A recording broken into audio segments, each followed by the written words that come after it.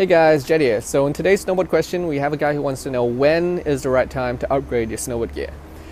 And my opinion of this is don't upgrade it if you don't need to and if it's not broken. So a lot of people waste so much money upgrading gear for stupid reasons. Like they see some snowboard that the banana tack, they see Lip Tack has a new banana board and they say, oh, you know, this is the greatest park board ever. I have to have this to be able to progress my snowboarding. And it's like, no, you don't. You don't need that board. You don't need new gear most of the time. Your current board is just fine. So here's the times when I say you should upgrade your gear. One, if it's broken, obviously. If it's broken and not working, then you need to upgrade your gear. So if your board's split in half, your binding's broken and can't be fixed, or if your boots are so loose and packed out that you need a new pair of boots, then get new boots, you know. So with gear, that's generally how I go. I don't replace gear unless I need it.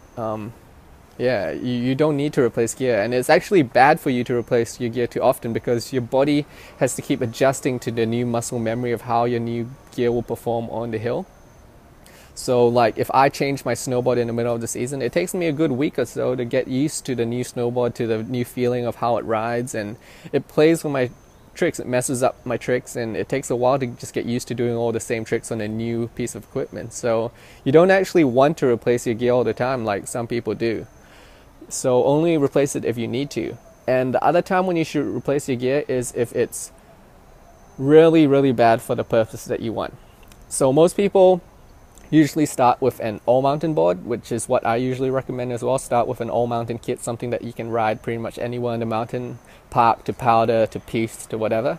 So that's what they start with. Then maybe they want to get more specialized. They want a powder board that they can bring to Japan and just kill it on powder without having a really tired back leg from trying to keep your nose up all the time. So then they invest in a powder special board, and that's when that new piece of gear is worth it. Or maybe they've been riding for a while and they really want a park board just for hitting rails, or a park specific board, and your current board is more of a slightly bigger all mountain board. That's fine, you know, invest in a park board then, because then you have one board for powder days and all mountain riding and one board for park. That's fine. But when you shouldn't buy new gear, as I said, is when you don't need it, when it's just some stupid marketing hype on some new tech that you don't need. You really don't need new gear most of the time. People waste way too much money on new gear that they don't need, and it's just so unnecessary, and it screws up their own progression because their body doesn't get used to their own gear and they're constantly changing things up. So yeah, that's when you should buy new gear. One, if it's broken and you need new gear, and two, if the gear you have is really not right for the specialized kind of riding that you want to do. So those are the times when you need new gear. Outside of that, you don't really need new gear. Personally, for me, I don't replace my snowboard unless it breaks, and I'm perfectly happy with my snowboard. In fact, if I could, I'd go back a few years. What was it, 4 years, something like that, when K2 had the K2 jib pan. Best parkboard I've ever ridden. I'd ride that for the rest of my life if I could, without ever changing boards.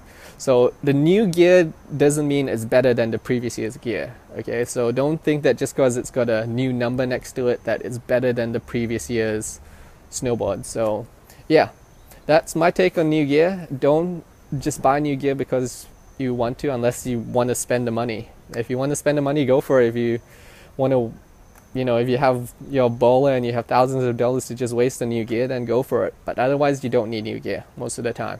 If it's broken, or if you want to specialize your gear, those are the two times when you buy new gear. Alright, so hope that answers your question.